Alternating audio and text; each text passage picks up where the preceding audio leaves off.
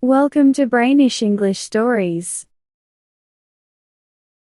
Say yes, and you'll make me happy, Dad. Dad leaned down and kissed his daughter. Then he asked, half teasingly, "And what if I say no? Won't I still be special?" Kathy blushed, then giggled. "Well, of course you'll still be special, but maybe it's because you're so nice and don't like to say no to your own little girl that I love you so much." To my little girl as tall as her mom? "Do you know, kiddo, I've often thought it might be better for you if I said no more often. I couldn't love you more, but I worry I might love you more wisely. $125 for a new fancy dress. Think carefully about it and tell me if it seems like a good idea to you." Kathy thought hard for a moment. Then she answered, "Yes, overall, I think it will be a smart choice. You see, I'll be going out a lot now, and I can do many different things with a nice silk dress. If I got a cheaper fabric, it wouldn't last long."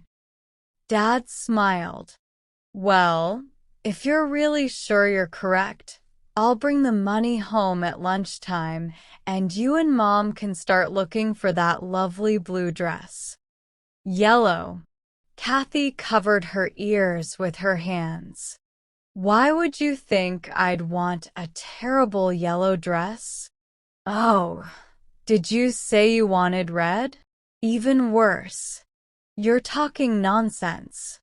My dress is supposed to be blue, soft and shiny like a summer sky, and I'll look amazing in it." "Well, you'll see on Christmas Eve." Then, with several goodbye kisses, Kathy's dad, happy, laid back, and too lenient, went off to downtown, and Kathy happily went to the sewing room to tell her mom about her success. Kathy Mason, at 16, was a bright, sweet, and charming girl who could easily tempt any parent to spoil her a bit. She had soft, sunny, yellow hair, lovely dark brown eyes that seemed to say, "Please be kind to me," a delicate, flower-like face, and a mouth as red as fair Rosamond's, a figure that moved gracefully, and a clear, fresh voice. She also had a good heart, even though she didn't always realize it. She loved beauty in books, nature, human faces, and blue silk dresses. Being a picture, in any way she looked or moved, came naturally to Kathy. As Kathy skipped along, she hummed a verse of a cheerful French song where a lover compared his love to a rose, and you could easily imagine it being about Kathy herself, except Kathy didn't have any thorns. As she got closer to the sewing room, she stopped because her mom and the dressmaker were talking busily. Miss Atkinson was a sad little woman, with eyes that looked like they had been drained of color by many tears, a thin body, and a voice that wasn't complaining, but just sounded sad. Kathy felt bad interrupting the sadness of their conversation with her excitement about her blue silk dress, so she leaned against the door for a moment and waited. "You see," the little woman was saying, "it was hard for me when I was sick for 2 months in the summer, and then my brother got even worse. But things will get better somehow. If I can get Alice some clothes so she can go to school, I'll be grateful. She's a smart kid, and it's a shame to see her wasting her time. But we have to take care of food and warmth first, and when people are sick, they're sick, and there's only so much two hands can do. There wasn't much to say in response to this acceptance of tough luck, so Kathy's mom just sympathized, saying it was tough, and it seemed like Miss Atkinson already had enough to deal with, supporting her sister and her sister's kid, without taking on any more responsibilities for her sick brother and his family. "Oh, but if I don't do it, there's no one else who can," said the little dressmaker, almost cheerfully, as cheerful as she could sound, anyway. But Kathy noticed that a moment later, she put her hand on her side and took a sharp, deep breath. "Does your side hurt, Miss Atkinson?" she asked, kindly. "Not much more than usual. It's pretty bad most days. The doctor said I went back to work too soon after I was sick. But he didn't tell me how we'd manage to live if I took more time off. And, goodness, I'm just grateful to be able to work at all." Kathy felt ashamed that this poor woman, who had to provide for two people besides herself, and who knows how many more, partly, had to work on her fancy blue silk dress. Clearly, someone else must have made it, and she couldn't even talk to her mom about it right now. So she just asked for some work and sat down to do it, thinking more seriously than she had ever thought before in her cheerful, carefree life. "How old is your niece, Alice?" she asked after a while. "She's 10, and she's studying as much as many 12-year-old girls. I wanted to send her to school and prepare her to be a teacher, but it doesn't seem possible now that William's so sick. I think I'll have to clothe his 3 kids as well as Alice. Can't your sister, Alice's mom, help at all?" "Well, she does what she can and more. She takes care of the house, cooks, washes, fixes our things after I fit them, and keeps us patched up. But she can't earn any money. I'm sorry for bringing up my troubles. It's against my principles to bother people with them. But I'm a bit nervous today because Alice cried a lot this morning when she didn't have anything to wear to school." When Papa Mason came home for dinner, he took Kathy aside and jokingly showed her the check. It was for $125, and they had 3 weeks until Christmas Eve to make her blue silk dress. While eating her roast beef, Kathy started thinking again. One question kept bothering her. Why do some people have fancy dresses while others have nothing? She thought everyone must have wondered this at some point. Since God made and loves us all, why should some be like Queen Victoria while others, like little Alice, can't even go to school because they don't have clothes? Kathy didn't know the fancy explanations from economists, so she puzzled over it. What if it's to give us a chance to help each other? She wondered.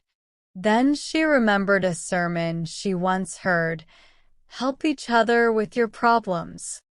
If everyone had the same, there'd be no chance for helping, giving, or sacrificing. Maybe fancy clothes come at the expense of being kinder to others. Kathy believed God knows best. If we couldn't believe that, the world might as well fall apart. "Would you like some pudding, dear?" "I've asked you 3 times already," said Mrs. Mason, her voice a bit more energetic. Kathy looked up from her thoughts with a bit of confusion in her eyes and answered, "125. which made everyone laugh. I can't give you 125 puddings, but if you start with this one, I'm sure more will come before the year ends, Mrs. Mason replied. So Kathy snapped out of her daydreams, ate her pudding, and asked for more with a healthy appetite. That afternoon, she sewed diligently and didn't talk much, but her eyes sparkled with some exciting thoughts. After tea, when Miss Atkinson had left and Papa had gone to see a friend, Kathy sat down on a low stool beside her mother, as she often did, and rested her head in her lap. Mrs. Mason knew that Kathy would share all her afternoon thoughts before she got up again, so she just stroked Kathy's fluffy, yellow hair and waited. Don't you think, Mom, that Miss Atkinson must be a much better than us? She carries her burdens so patiently. She never seems to complain about how hard she works or that she can't get what she wants.